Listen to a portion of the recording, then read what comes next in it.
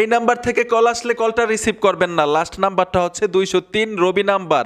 এই ভিডিওটা অন্য একটা বাইকে দেখার সুযোগ করে দিবেন যাতে ওনারাও সচেতন হইতে পারে। এই নাম্বারে কল দিয়ে অনেকের সাথেই প্রতারণা করতেছে।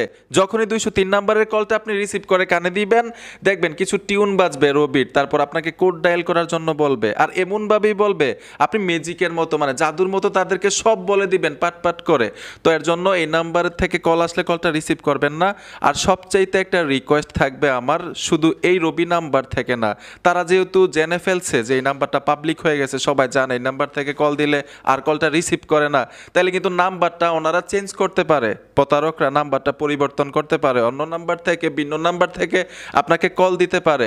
এর জন্য আমার রিকোয়েস্ট থাকবে, যেই নাম্বার থেকেই কল আসুক না কেন, আপনার পার্সোনাল কোনো কিছু এই নাম্বারের সাথে শেয়ার করবেন না। সে যত বড় অফিসারই হোক না কেন, কখনো কোনো পিন শেয়ার করবেন না, কখনো কোনো ওটিপি শেয়ার করবেন না। ঠিক আছে, এই বিষয়গুলো মাথায় রাখবেন। আর অবশ্যই ভিডিওটা শেয়ার করে দিবেন সচেতন হওয়ার জন্য।